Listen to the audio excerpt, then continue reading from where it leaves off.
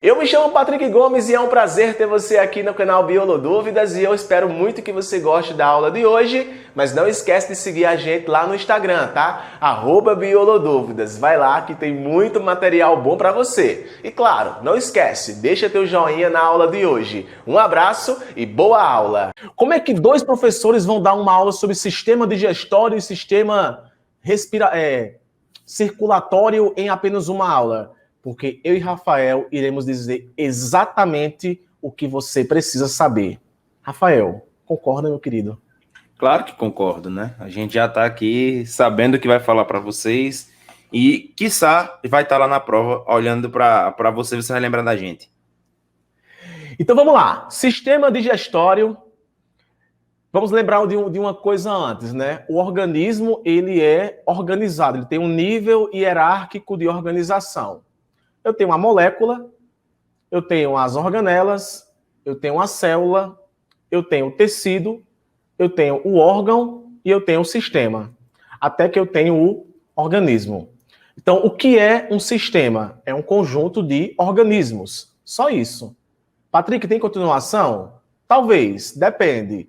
Depende do sistema. Por quê? Sistema é um conjunto de órgãos que desempenham uma função específica. O sistema que eu quero que você conheça agora é o sistema digestório, que 4 funções estão presentes dentro desse sistema. E muitas vezes não é explicado da forma que Rafael vai explicar agora para vocês. Porque isso cobra na prova. Rafael, meu querido. Vamos lá. Bom, como a gente sabe, o processo de formação, né, das moléculas no nosso organismo passa, obviamente, eu estou falando de seres humanos, passa pela ingestão de alimentos, tá? Então, nós somos organismos chamados heterotróficos, nós não conseguimos produzir o nosso próprio alimento, então a gente precisa ingerir esse alimento de outras fontes, especialmente porque necessitamos de outras moléculas diferentes para fabricar moléculas que são essenciais para o nosso organismo. Quando a gente fala de sistema digestório, muita gente entende que o sistema digestório tem apenas a função de digestão mecânica e de digestão química. Só que a digestão é apenas uma das fases nas quais o sistema digestório pode estar agindo. Então, o sistema digestório ele está ligado à alimentação, ou seja, realmente ao tipo de alimento que você vai ingerir. Esse alimento pode ser de origem vegetal, pode ser de origem animal, e aí tem diversas características desse alimento que o seu sistema digestório precisa conhecer para que aí sim ele faça o melhor processo de digestão possível. Então, por exemplo, se nós temos, se nós fazemos a ingestão de um alimento extremamente gorduroso, automaticamente o seu sistema digestório ele precisa modificar processos metabólicos para que esse alimento que é extremamente gorduroso possa passar por uma digestão específica, tá? E todos os alimentos que você ingere, que são digeridos, eles não necessariamente serão assimilados. O que é uma assimilação? Assimilação é a quebra daquele alimento que você está fazendo na ingestão, e esse alimento que você ingere, ele é quebrado em moléculas menores e assimilado pelo seu organismo. Muitas vezes, como é o caso das fibras, não existe assimilação. Ela já vai em direção à ingestão, porque ela melhora a motilidade gastrointestinal. Tudo bem? Então, toda essa relação entre as 4 fases em que o sistema digestório pode agir depende justamente de que tipo de alimento você está ingerindo e qual a funcionalidade desse alimento dentro do nosso organismo, tudo bem? E em se tratando, indo direto ao ponto, do que você come, é um fato. Para cada coisa que você come, o tratamento químico do alimento vai ser diferente. O que é que pode cobrar em provas de vestibular indo diretamente para vocês? A associação de bioquímica e anatomia, principalmente a nível digestório. Porque vejam bem, olha só, não existe falar de digestão sem falar de enzimas digestivas. Literalmente, são elas quem fazem o tratamento químico dos alimentos. Daqui a pouco eu vou mencionar acerca do tratamento mecânico, mas eu já vou dar para vocês de bandejinha, na boquinha de vocês. Entendam o que é uma enzima. Pode acontecer de perguntar na sua prova aonde age cada enzima específica da digestão. Então, uma visão geral acerca de enzimas. Enzimas são moléculas proteicas que têm a capacidade de acelerar reações químicas. Espero que estejam anotando isso. Então, a enzima, ela acelera a reação química. E, geralmente, essa aceleração se dá porque as enzimas, elas diminuem a energia de ativação. Então, rapidamente, as reações ocorrem. A digestão poderia acontecer sem a enzima? Poderia, só que iria demorar muito mais tempo. Ou melhor, as reações poderiam acontecer sem a enzima? Poderiam, mas isso levaria muito tempo. Dentro do nosso aspecto metabólico, existem milhares de enzimas. Se a gente tivesse aqui, por exemplo, falando acerca do processo de respiração celular, de fotossíntese, você ia ver um monte de enzima. Mas o fato é, o Enem não está nem aí para isso não, para essas enzimas não.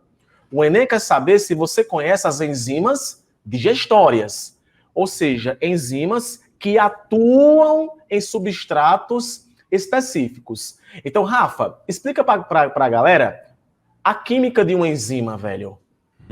Então, vamos lá. Quimicamente falando, as enzimas, elas são catalisadores, tá? Os catalisadores, é importante lembrar para vocês que o que são catalisadores? Os catalisadores são biológicos, podem ser químicos, podem ser átomos, podem ser moléculas, enfim, podem ser uma série de substâncias diferentes, uma série de materiais diferentes. O que é que o catalisador faz? Um catalisador, ele diminui o que nós chamamos de energia de ativação. Vem comigo. Para uma reação química acontecer, o reagente, ele precisa se transformar em produto. Até que o reagente se transforme em produto, ele precisa chegar em um determinado ponto energético e, a partir desse ponto, ele se transformar em produto, beleza? O que é que um catalisador faz? Ele diminui esse pico de energia. Portanto, a reação alcança os produtos de uma forma mais rápida. Agora, dentro dos nossos catalisadores, existe o grupo dos catalisadores biológicos, que são as enzimas. O seu organismo está cheio de enzimas. Para tudo que você vai fazer, existe praticamente uma enzima atuando naquele processo. Tio Rafa, e como é que funciona essa enzima? Bom, primeira coisa que você precisa entender é que as enzimas, elas são proteínas, e pelo fato de serem proteínas, elas têm uma característica importante. A sua forma estrutural é importante para que haja atividade enzimática. Então, é necessário que você entenda que os catalisadores, especialmente as enzimas, elas precisam ter condições ambientes para que elas possam funcionar de maneira adequada. Então, por exemplo, enzimas que atuam em pH ácido são enzimas que têm sua estrutura ativada naquele pH. Enzimas que atuam em pH neutro têm sua estrutura preservada nesse pH neutro. A segunda característica, falamos da primeira, a segunda característica em relação às enzimas, é importante você lembrar o seguinte, que as enzimas, elas são específicas. Então, cada enzima vai catalisar um processo específico. Por exemplo, uma lipase vai destruir, vai degradar lipídios, tá bom? Uma hidroxilase vai ter a função de retirar um grupamento hidroxila e por aí vai. Então, cada enzima vai ter uma atividade específica dentro de um meio ótimo, né? E vai ter uma especificidade por um substrato. Quando essa enzima se acopla ao substrato, nós temos dois modelos que a bioquímica tenta explicar. O primeiro modelo é o modelo chave-fechadura, que é o encaixe perfeito entre enzima e substrato. E o segundo modelo é o modelo de encaixe induzido, onde a enzima ela pode sofrer pequenas modificações estruturais para conseguir se encaixar melhor dentro daquele substrato. Rafa, então tu tá dizendo para mim que as enzimas elas atuam sob substrato específico, é isso? Exatamente. Então, queridos, A gente vai trocar o nome substrato por matéria orgânica em se tratando de digestão. Então, se eu tenho amido, a enzima que vai digerir o amido é a amilase. Se eu tenho proteína, a enzima que vai digerir proteína, protease. Se eu tenho lipídio, a enzima que vai digerir o lipídio, lipase.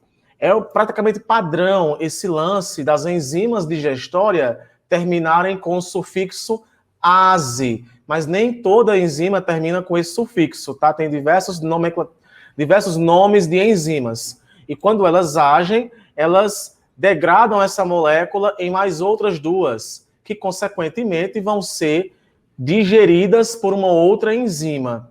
Essa tabela aqui das enzimas, quem está no grupo do WhatsApp, eu vou estar disponibilizando hoje esse slide para vocês. Depois, transcrevam essas enzimas aí em seu caderno. Mas um fato é sobre digestão que vocês têm que saber. Na boca acontece a ação da enzima amilase. Ou seja, na boca inicia-se a digestão de amido através da enzima amilase.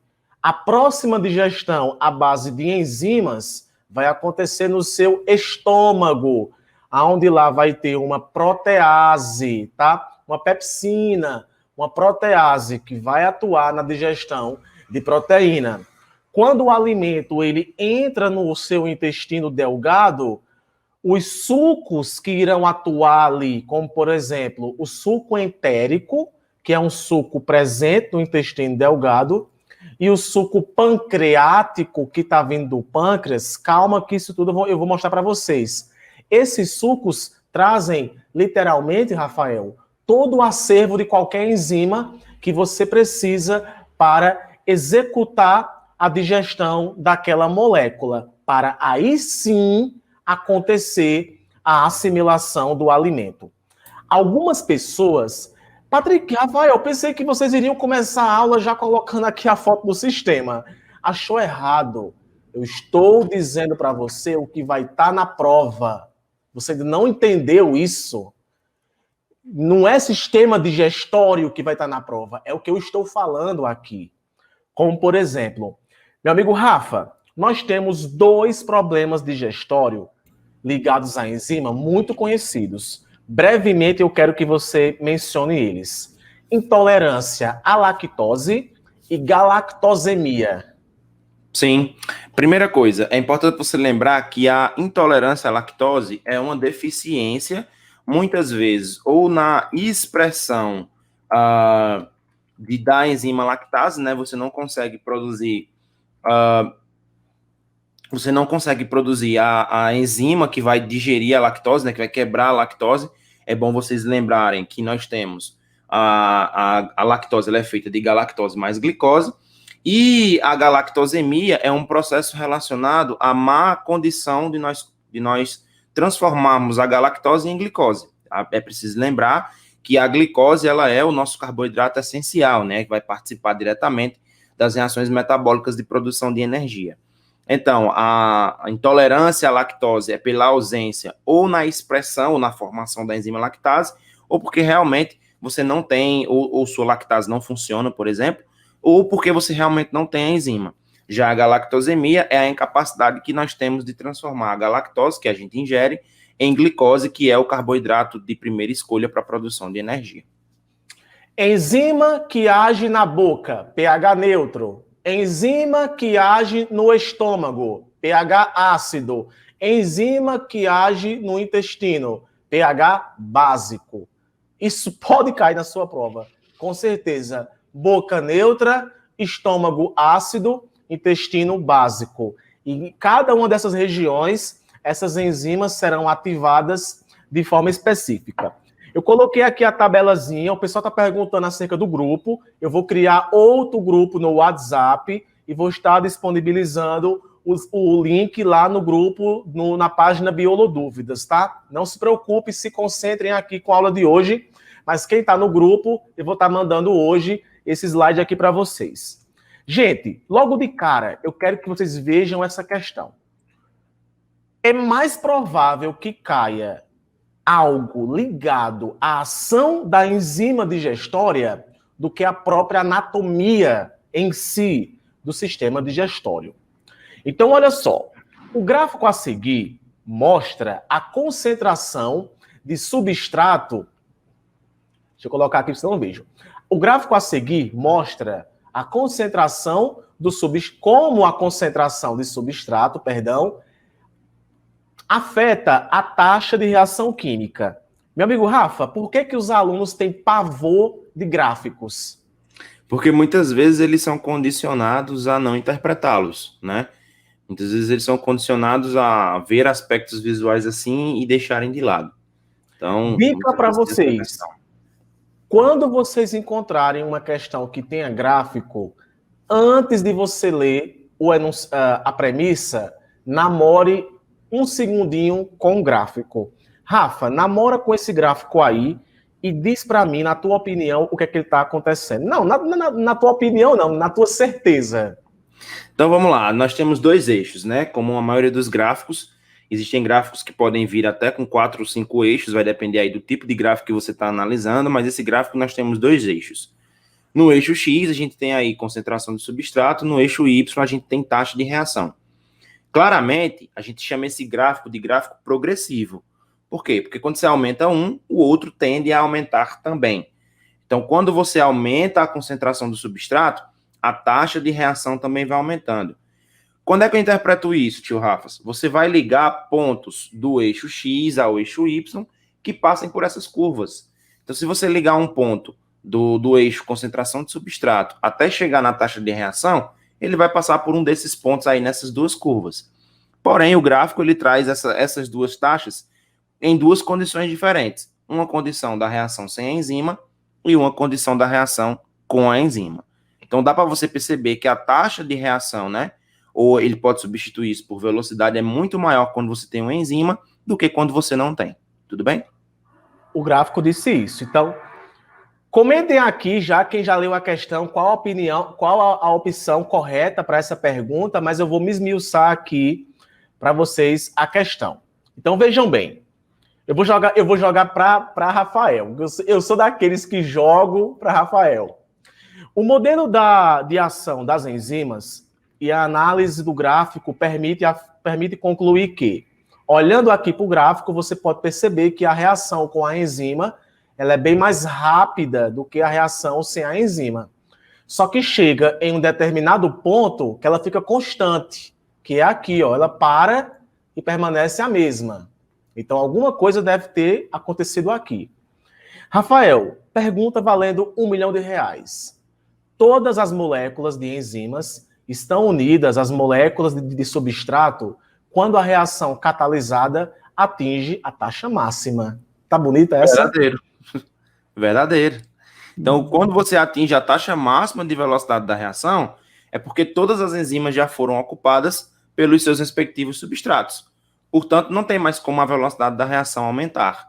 Beleza? Agora, é importante, numa questão como essa, a gente definir rapidamente por que as demais estão erradas. Tá? Então, por exemplo, vamos lá, na letra B diz o seguinte: com a mesma concentração de substrato, a taxa de reação com a enzima é menor que a taxa de reação sem enzima. Em nenhum momento, a taxa de reação com enzima foi menor do que a taxa de reação sem enzima, tá bom? Em nenhum momento. Letra C, a reação sem enzima possui energia de ativação menor que a reação com enzima. É o contrário. Enzima é um catalisador que diminui a energia de ativação. Letra D, o aumento da taxa de reação com enzima é inversamente proporcional. Falei isso no começo. São diretamente proporcionais. À medida que você aumenta a concentração de substrato, você aumenta a taxa de reação. E a letra E, a concentração do substrato não interfere na taxa de reação com enzimas, porque estas são inespecíficas. Elas são específicas. São específicas.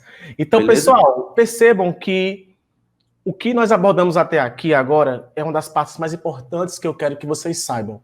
Ação de enzimas, principalmente ao que compete digestão, tá?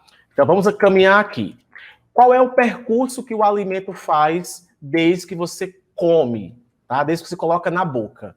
O percurso que o alimento faz é boca, depois da boca, faringe, depois da faringe, esôfago, depois do esôfago, estômago, do estômago vai para onde? Para o intestino delgado, tá?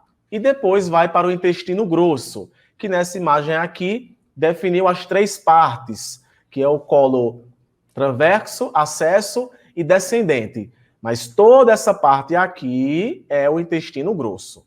Então, qual é o trajeto do alimento? Boca, faringe, esôfago, estômago, intestino delgado e intestino grosso. Porém, existem glândulas anexas, ao qual o alimento não passa por dentro dela, mas ela produz substâncias que são importantes.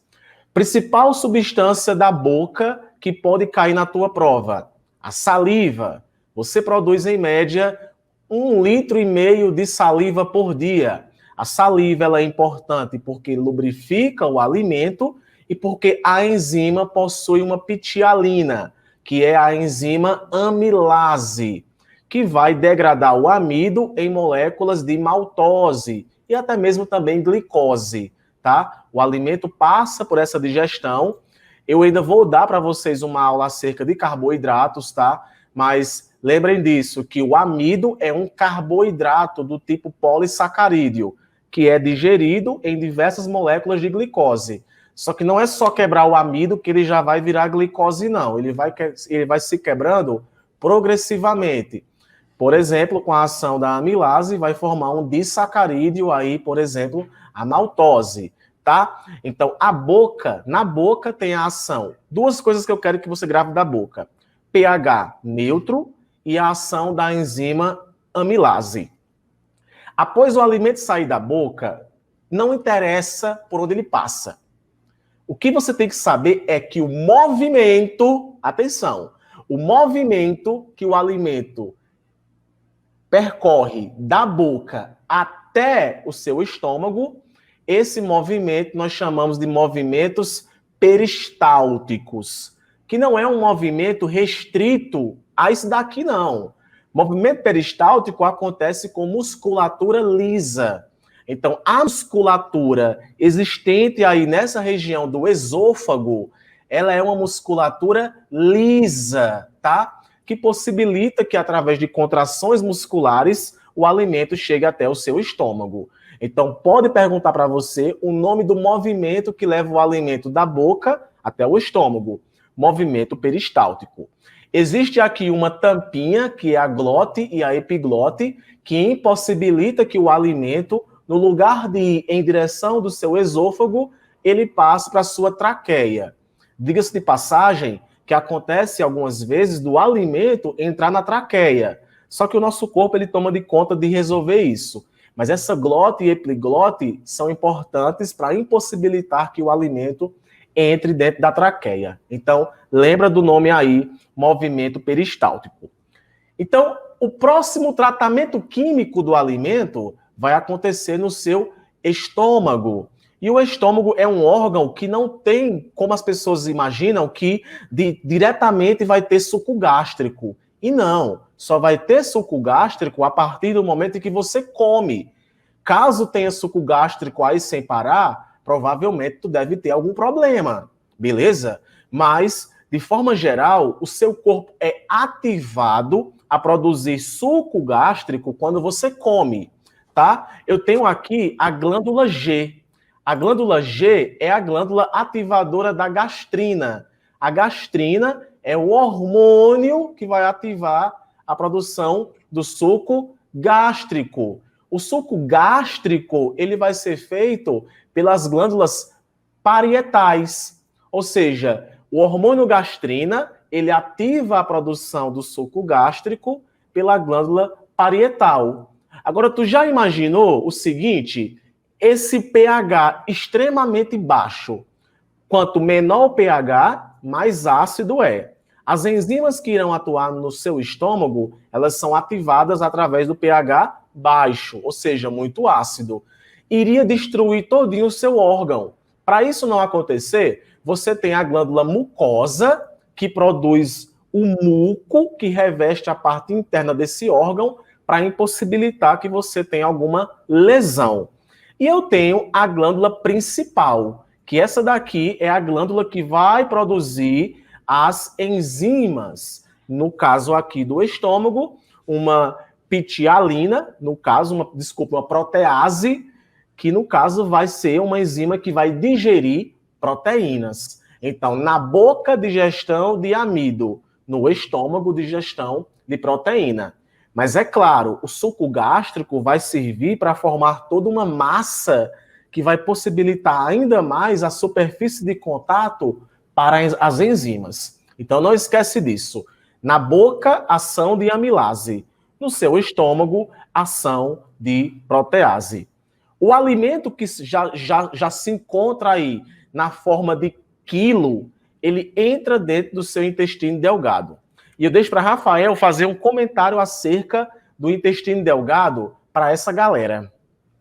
Pronto, vamos lá. Primeira coisa que você precisa entender em relação ao intestino delgado é que no intestino delgado nós temos um epitélio, né, um revestimento bem diferenciado. Então, por quê?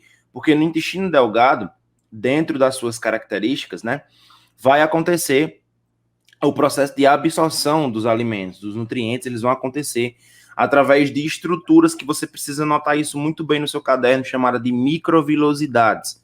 Então, vamos repetir para você. No intestino delgado vai ocorrer a absorção dos alimentos e essa absorção vai acontecer graças à presença nessa região do intestino de microvilosidades. As microvilosidades são regiões do intestino onde o epitélio ele é bem mais fino, mas é altamente vascularizado, tem grande quantidade de vasos sanguíneos que vão permitir ali a troca de substâncias que estão tanto no intestino passando para a corrente sanguínea, fazendo com que você ali absorva diversos tipos de alimentos ou macronutrientes que você precisa dentro da sua alimentação. A nível do intestino delgado também, você tem a ação de diversas outras, não vou dizer substâncias, mas diversos outros conjuntos, tanto de proteínas quanto de outras macromoléculas que vão auxiliar no processo digestório, tá? Digestivo, perdão. Então, você tem o suco entérico, o suco pancreático e o suco biliar. Basicamente, o suco entérico e o suco pancreático, eles vão conter uma enzima chamada de tripsina. Só que a tripsina, ela não é ativada de maneira instantânea, tá? A tripsina, ela precisa ser convertida a partir da formação do tripsinogênio. Esse tripsinogênio é convertido em tripsina, tá? E essa tripsina também faz a ativação do quimiotripsinogênio em quimiotripsina. Mas, tio Rafas, é muito nome para entender. É exatamente por isso que a gente coloca esses 3 sucos separadamente, para que você possa entender que é a ação deles 3 que vai fazer com que o processo digestório aconteça. É necessário lembrar também que a bile, né, que é o suco biliar, né, na verdade a bile é o órgão que armazena, a bile é o órgão, perdão, a bile que ela é excretada, ela vai ser liberada na luz do vaso, né, no intestino, para que haja digestão de gorduras, por exemplo, e é importante você lembrar que essas macromoléculas precisam ser quebradas ali ainda no intestino, para que moléculas menores possam adentrar o intestino através dessa microvilosidade e você possa ter uma nutrição completa. Então, o suco entérico é um suco feito pelo próprio intestino. O suco pancreático vem do pâncreas. Pâncreas, anote isso. Pâncreas é uma glândula mista, porque tem função endócrina, porque produz hormônios, como a insulina. Anote isso. Pâncreas, ele participa da digestão e participa também da produção de hormônios. Pâncreas produz a insulina e o glucagon, que irão atuar em outra coisa. Em se tratando de digestão, o pâncreas ele é importante para a digestão de moléculas a partir do suco pancreático que ele produz, que vai trazer aí proteases, lipases, nucleases, que irão atuar na digestão de moléculas para acontecer a absorção do alimento neste órgão. Existe uma doença chamada de doença célica, que é uma doença que Rafael mencionou acerca de microvilosidades, que é quando ocorre uma perca dessas microvilosidades. Doença celíaca. Celíaca. Se não tem a microvilosidade, que é uma especialização das células, o alimento ele não vai ser assimilado para cair na corrente sanguínea. Logo, essa pessoa ela vai ter problemas ligados à digestão, tá? Uma pessoa, por exemplo, teve a sua bile removida. Provavelmente vai ter complicações com relação à digestão de gordura. Só que tem um pequeno detalhe, anote isso. O suco biliar, ele não é a base de enzimas, tá? O suco biliar, ele é a base de outras moléculas detergentes, que literalmente dissolvem o lipídio. Lembrando também que o fígado é quem produz, Rafael, né? O suco biliar, que é armazenado na vesícula biliar. Isso. E para quem não sabe, a cor das fezes, aquela coloração das fezes, que é meio amarronzada, ela se dá por conta do suco biliar. Olha que interessante, Rafael. Olhe hoje para seu cocô. Se ele tiver marronzinho, é porque a sua vesícula biliar está uma beleza. Se tiver verdinho, é porque está complicado. Agora, se você vai defecar, a cerejinha do bolo sempre está no final.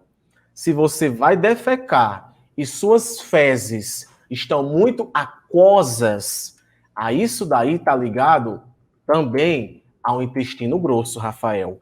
Porque ele é o responsável pela absorção de água. Comente, meu jovem. Então, no intestino grosso, né, como o próprio nome já diz, ele é dividido em 3 partes, o cólon ascendente, o colo transverso, o colo descendente, e aí também no intestino grosso você tem ali uma regiãozinha no cólon ascendente, que a gente chama de apêndice, né? Já sei que muita gente me pergunta sobre o que é apendicite, então a apendicite nada mais é do que a inflamação do apêndice. Essa inflamação pode acontecer por diversas causas, por exemplo, acúmulo de alimentos, de material orgânico lá, então você pode ter uma inflamação do apêndice, que cresce bactérias e aí você gera um processo inflamatório. Mas qual é a principal função do intestino grosso? A principal função do intestino grosso é a reabsorção de água. Claro que ele deixa as fezes umidificadas na pessoa normal, para que essa fezes possa percorrer todo o trato gastrointestinal, aliás, todo o trato intestinal grosso, para que ele possa sair através do reto, tá? E é importante lembrar também que essa região do intestino grosso, ela tem uma ação importante em relação à microbiota intestinal.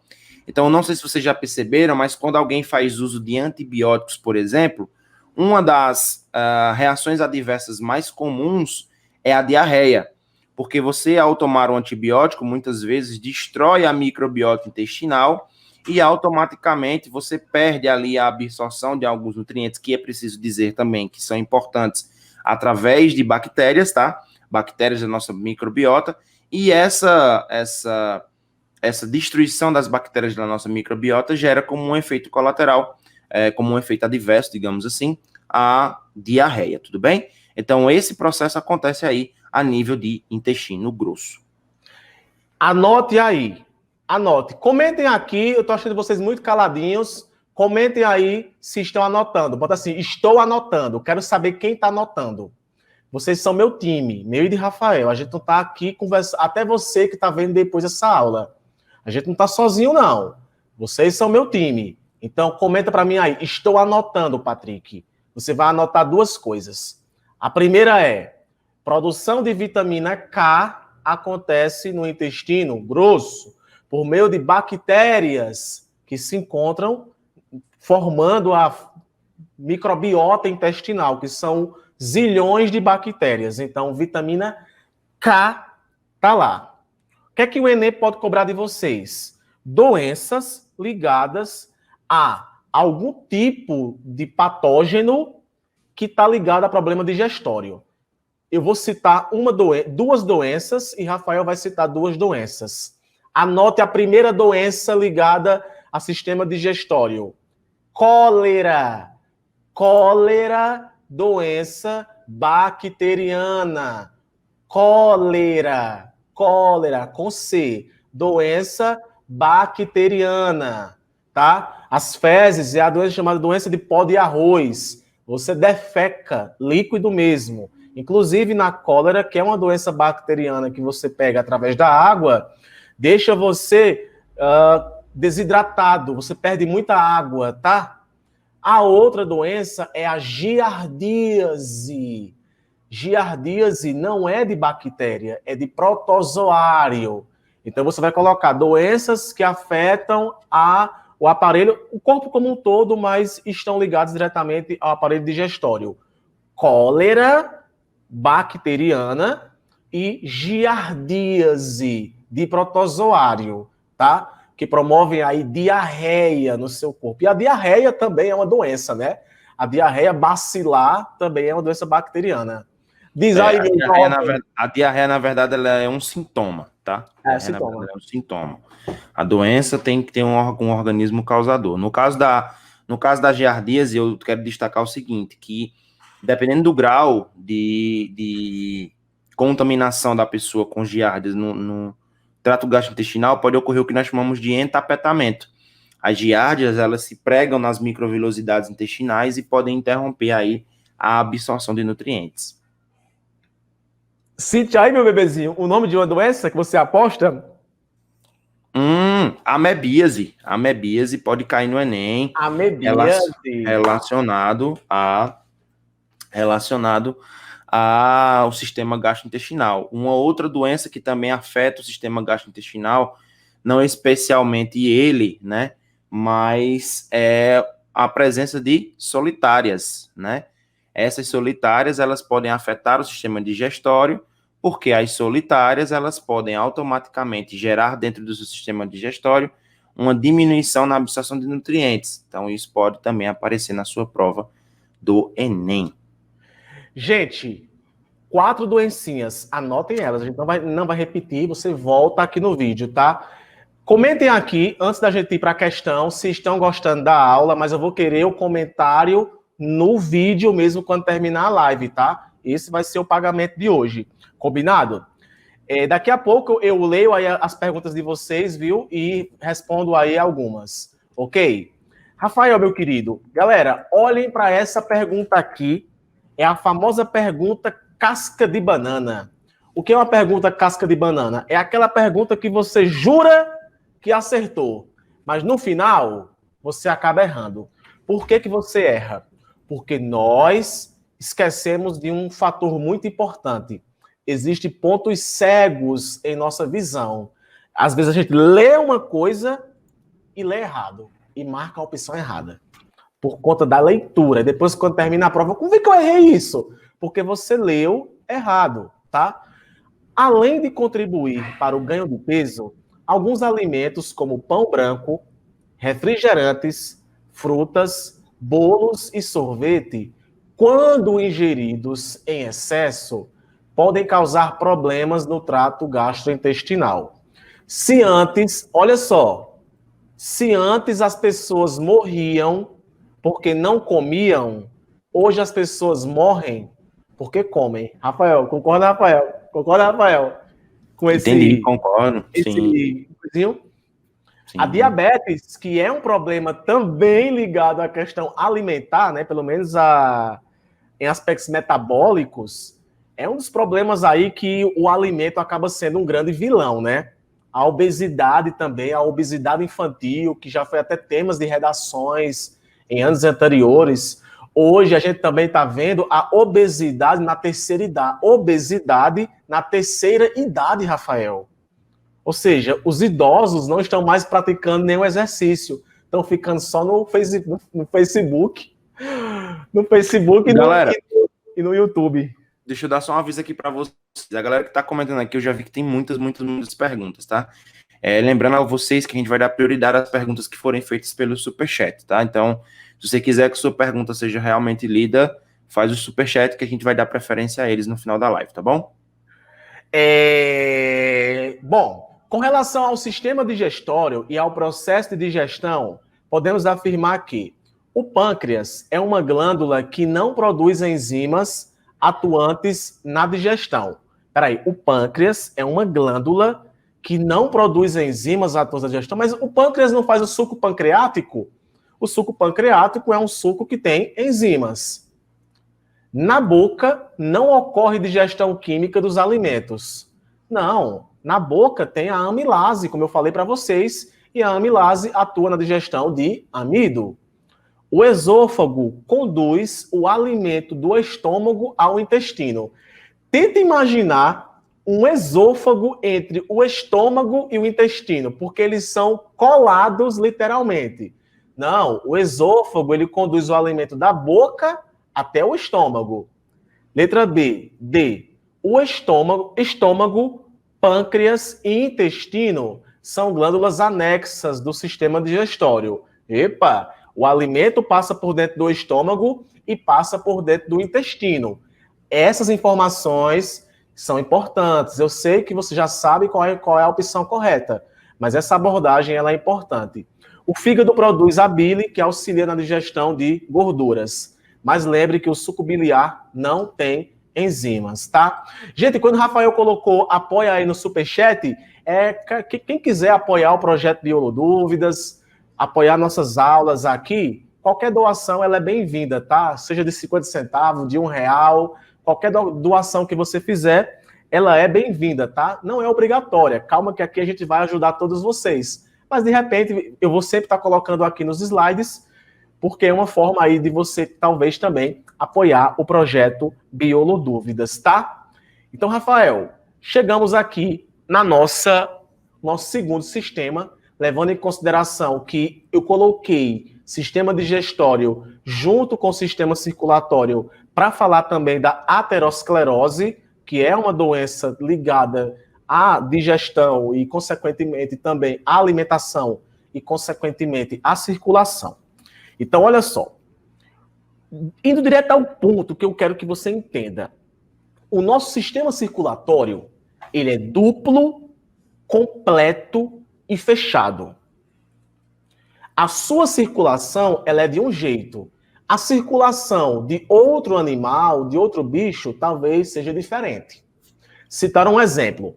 A circulação da gente é dupla porque o sangue passa 2 vezes pelo coração. A circulação da gente é completa porque o sangue arterial não mistura com o sangue venoso, tá? Sangue arterial e venoso, eles não se misturam. E a circulação, ela é fechada por conta que o sangue, ele passa por dentro de vasos sanguíneos. Dupla, sangue passa as 2 vezes pelo coração. Completa, sangue venoso não mistura com o sangue arterial. E fechada, porque acontece por dentro de um vaso sanguíneo, tá? Que pode ser uma veia, uma artéria ou um capilar. Beleza? A função da digestão é distribuição de alimentos, de nutrientes pelo seu corpo, né? Pelo percurso do corpo após ser digerido.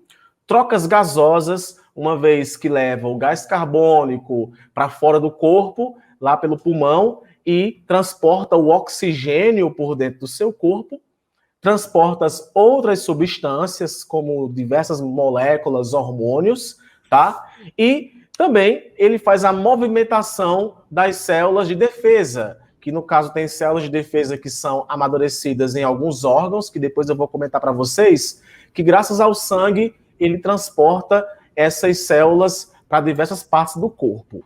Se eu estivesse falando aqui de inseto, o inseto, ele não tem... Anota isso, tu tá anotando? Anota isso. O inseto não tem circulação nem dupla, nem completa e nem fechada.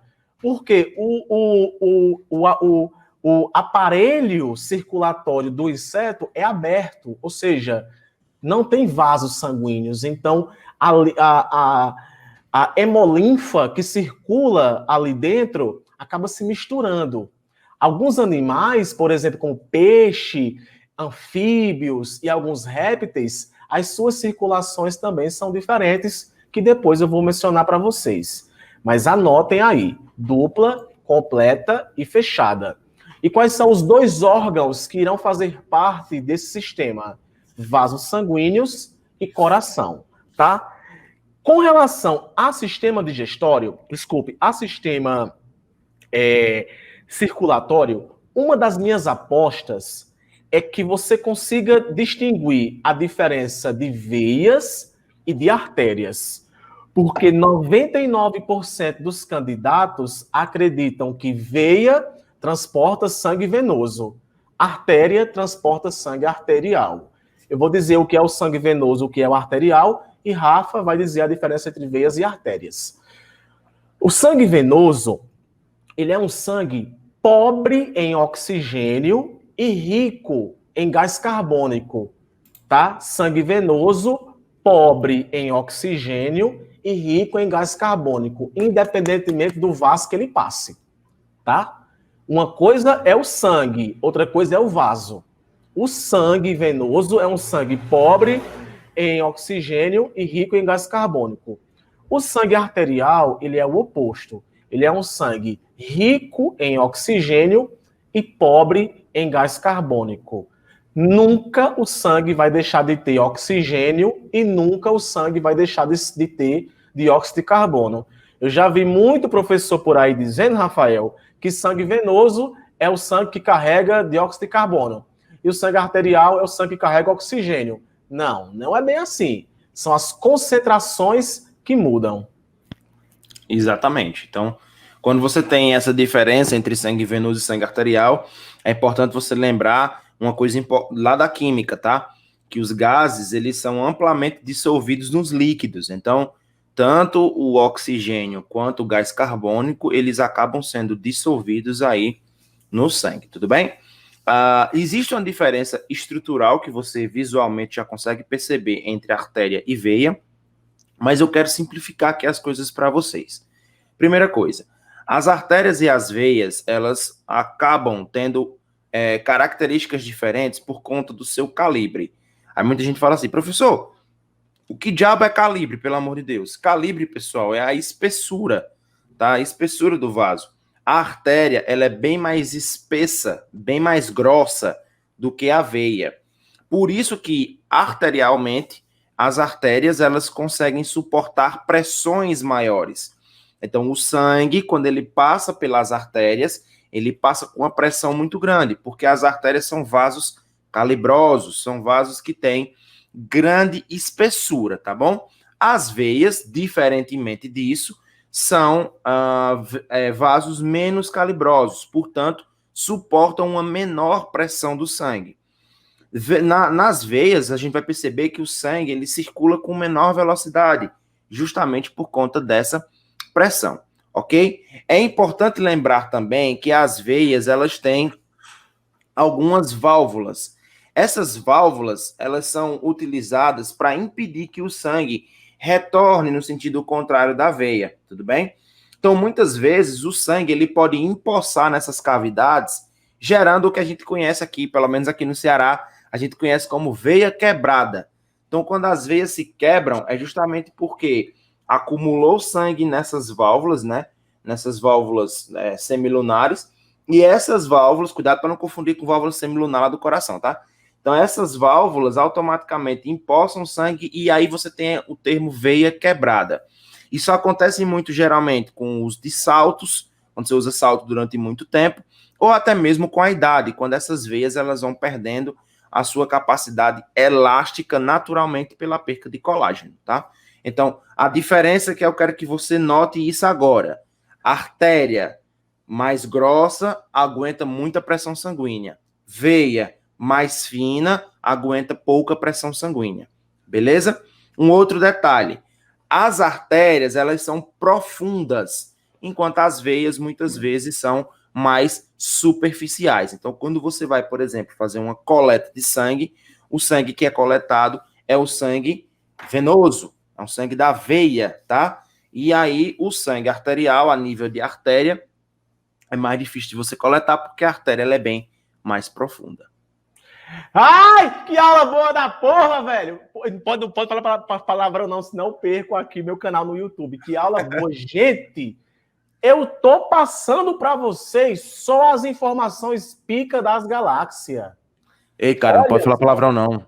Não, mas é Pokémon. Pica das galáxias é um Pokémon. Pressão arterial, nossa, Rafael, qual é a pressão, digamos que normal, de uma pessoa? Pronto, a pressão normal de uma pessoa é que a gente chama de 12 por 8, ou 120 por 80 miligramas de mercúrio, milímetros de mercúrio, perdão. Essa é a pressão normal, né? Essa pressão, quando a gente fala, a gente vai discutir posteriormente, a gente vai ver como é que funciona isso a partir do movimento do coração. Bebezinho, olha para mim, anota aí. Essa aqui é boa para você. Eu sei que você quer gabaritar. Anote isso. Veia entra dentro do coração. Artéria sai do coração. Veia entra dentro do coração. Artéria sai do coração. Principalmente com relação ao trajeto do sangue, que eu vou dizer daqui a um segundo, tá? Então aqui tem o nosso coração. Nosso coração é uma bomba, tá? Ela é uma bomba que tem movimentos involuntários. Você não comanda seu coração, ele bate sozinho, ele se move sozinho. Entretanto, anote aí, o coração tem duas atividades involuntárias. A primeira é por meio do sistema nervoso, tá? O sistema nervoso central comanda seu coração. E a segunda é através de uma atividade elétrica própria do coração. O Enem não vai cobrar de você, por exemplo, atividade elétrica do coração. Mas ele pode cobrar para você o que é frequência cardíaca e débito cardíaco. Anota isso. Frequência cardíaca é a quantidade de vezes que o coração bate. O débito cardíaco é a quantidade de sangue que passa pelo coração. Então, tem pessoas que têm um alto débito cardíaco, tem pessoas que têm um baixo débito cardíaco. Tem pessoas que têm uma alta frequência cardíaca, tem pessoas que têm uma baixa frequência cardíaca. Geralmente, pessoas que são sedentárias, que não praticam nenhum tipo de esporte, que inclusive até podem fumar, bebida alcoólica, essas pessoas elas têm uma elevada frequência cardíaca e um baixo débito cardíaco. Ou seja, o coração dela tem que bater muito para poder bombear pouco sangue. Pessoas como Rafael, que são aí esbeltes, malham, correm todos os dias, que Rafael, meu Deus do céu, 5h30 da manhã está indo fazer caminhada. Pessoas como Rafael têm uma baixa frequência cardíaca, ou seja, o coração bate menos e um elevado débito cardíaco. O coração, ele bombeia mais sangue com poucas batidas. Eu pensei que Rafael e Patrick iam falar de átrio direito, ventrículo direito. Não, isso não cai. Cai, é isso que eu estou falando para vocês, é saúde. Rafael, saúde de coração, Rafael. Diga para esse povo aí, convença esse povo, pelo amor de Deus, homem. Você precisa entender, pessoal, e aí é necessário que você lembre das competências do Enem, né? A gente às vezes esquece disso. O Enem não quer saber quantas cavidades tem no coração. Chega lá, vai assinar a alternativa que diz quantas cavidades tem no coração. Não, ele não quer saber disso, não. Ele quer saber como essas cavidades funcionam, tá? Então, o funcionamento do coração é bem mais importante, porque você vai conhecer como esse funcionamento é importante dentro da sua saúde. Então, ele precisa relacionar com problemas. Então, ele vai te dar um problema e, a partir desse problema, tu vai resolver com esses conceitos que a gente está dando para você aqui nessa aula hoje. Literalmente dando. O coração ele é tetracavitário, porque ele tem 4 cavidades, tá? 2 átrios e 2 ventrículos. Átrios são as partes de cima, ventrículos são a parte de baixo. Como eu falei para vocês, a circulação da gente ela é completa. Se ela é completa, o sangue venoso não mistura com o sangue arterial. Alguns animais, como anfíbios e peixes, ocorre a mistura de sangue a nível de coração. As aves, aves e mamíferos e crocodilianos, mano, doido. Se eu morrer hoje, eu vou pro céu, homem. Depois dá isso pra esse povo de mão beijada. Crocodiliano, aves e mamíferos, literalmente têm um coração do mesmo jeito. Ou seja, o coração, o sangue não mistura, tem 4 cavidades, a circulação é dupla, completa e fechada. Beleza? Então, daqui a pouco eu vou explicar o trajeto do sangue, mas o coração ele é um órgão e tem tecidos, tá? qual é o tecido que de fato faz a movimentação, a atividade do coração a nível de batimento, de contração muscular? O miocárdio, tá? Eu tenho um endocárdio, eu tenho o miocárdio e eu tenho o epicárdio. O miocárdio é a musculatura estriada cardíaca, tá? Musculatura do coração, ela é estriada, e esse miocárdio, o músculo é feito de miócitos, que são as células do tecido muscular, e bate, tudo. Coração contraiu, sístole. Coração relaxou, diástole. Contração, sístole. Relaxamento, diástole. Repita comigo. Sístole, diástole. Sístole, diástole. Tum-tum. Tum-tum. Tum-tum. Sístole, diástole. Tum-tum. E existem válvulas que separam essas cavidades. Eu tenho aqui a válvula bicúspide e eu tenho aqui a válvula tricúspide, que justamente são válvulas que impossibilitam que ocorra, que possibilite o bombeamento do sangue, né, claro, e também são importantes para que também a separação, né, porque também tem essa separaçãozinha aqui, ó, esse septo aqui, que é o septo que é importante para que não haja a mistura do sangue venoso com sangue arterial. Lado direito, sangue venoso. Lado esquerdo, sangue arterial. Pelo menos de forma didática. O coração, ele fica numa região que nós chamamos de mediastino, que é aqui no meio e a pontinha para cá. Patrick e Rafael, me cita aí um exemplo na minha vida que meu coração, ele bateu muito forte. Meu amigo, se você esteve numa rua e viu dois caras numa moto, naquele momento ali, o seu coração quase que saía pela boca, porque eu não sei vocês, viu, Rafael? Patrick, faça assim. Assim, ó. Fez? Pronto, quem tá em casa, prestando atenção, olha pra cá, faça assim. Vire assim, ó. Pronto, esse é o tamanho do seu coração. Se meu coração tem buraquinhos, junto poderei. Coração santo. Essa aqui é das épocas das renovação. Ai, eu gosto dela, meu coração. Coração não tem nada a ver com isso. Você gostar ou não de alguém tem a ver com sua cabeça, com seu cérebro. O coração faz o que o cérebro manda. O cérebro manda o coração bater muito, o coração vai bater muito. O cérebro manda o coração bater pouco, o coração ele vai bater pouco, tá? Agora, em se tratando de anatomia geral da circulação, uma coisa que eu quero que vocês saibam, antes de eu explicar o trajeto, é que algumas doenças, que hoje em dia são doenças que podem cair na prova do Enem, tá?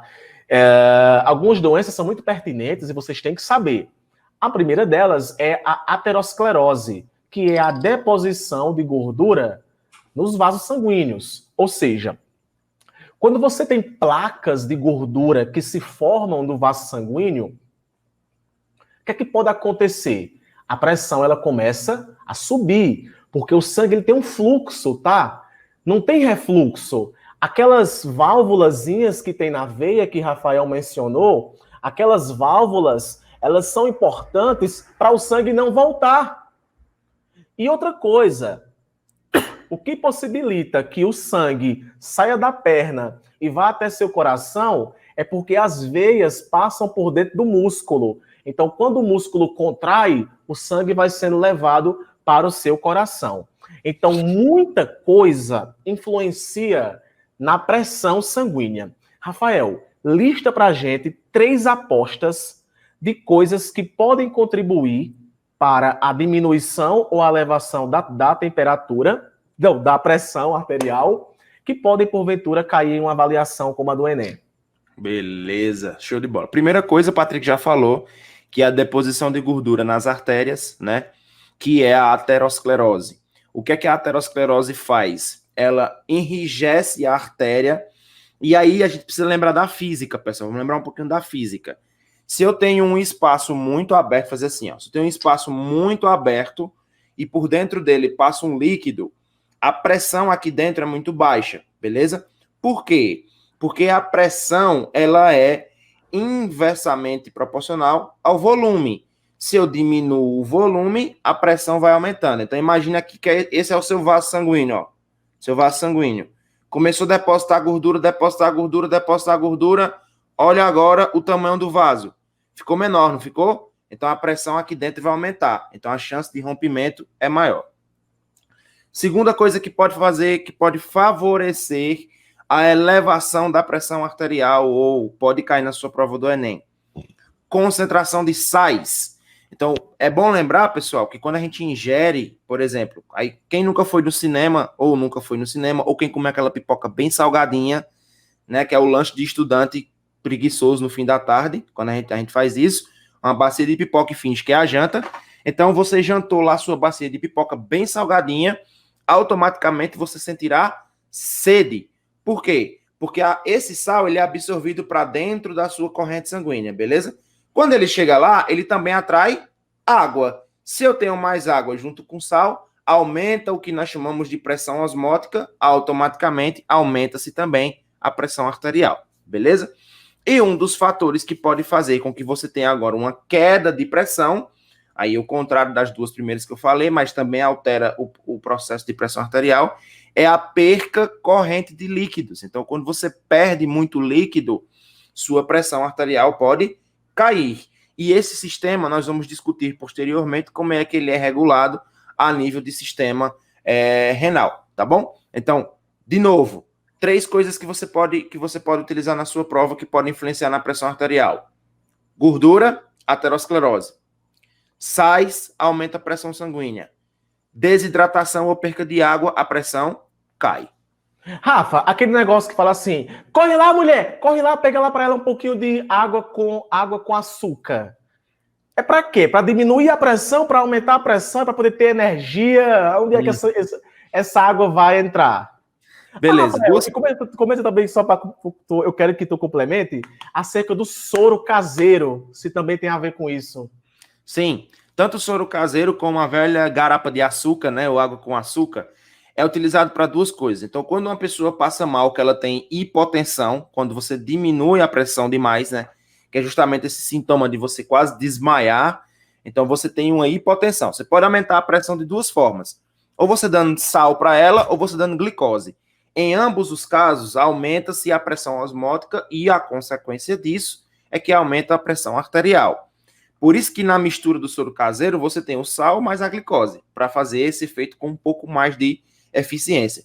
A glicose, ela também age no processo de consumo. Então, a glicose ela vai ser direcionada para o seu organismo para produzir mais energia e isso fazer com que você saia dessa situação de, digamos assim, de quase desmaio, né? Quando ocorre a hipotensão. Então, se você pegar uma pessoa que passa muito tempo sem comer, ela possivelmente vai precisar ir depois de uma garapa de açúcar. Trajeto do sangue. Que isso não cobre em prova, mas é bom que você saiba. O sangue vem pela veia cava, passa pelo átrio direito, ventrículo direito, tá? As 2 partes direitas, e o sangue sai do coração. O sangue, ele tá venoso ainda. Ele tá venoso porque ele não passou pelo pulmão ainda. É no pulmão que vai acontecer a hematose, que é a entrada de oxigênio e a saída de dióxido de carbono. A hematose acontece por difusão. Sai do meio mais concentrado para um meio menos concentrado e vice-versa. Quando o sangue retorna para o coração, lembra que eu falei que vem pela veia? Então, a veia pulmonar leva o sangue de volta para o coração. O que caracteriza circulação dupla, porque o sangue passa 2 vezes pelo coração. Então, olha bem, a artéria pulmonar transporta sangue venoso. A veia pulmonar transporta sangue arterial. Daí o sangue entra no coração pelo o átrio esquerdo, passa para o ventrículo esquerdo e a partir do ventrículo esquerdo, com as contrações de sístole, ele passa para a principal artéria que sai do coração, que é a artéria aorta, que é uma artéria que tem um grande calibre, para daí distribuir para as partes superiores e para as partes inferiores. Galera, sobre o sistema digestório e sistema circulatório, essas são as informações que eu quero que vocês saibam, tá?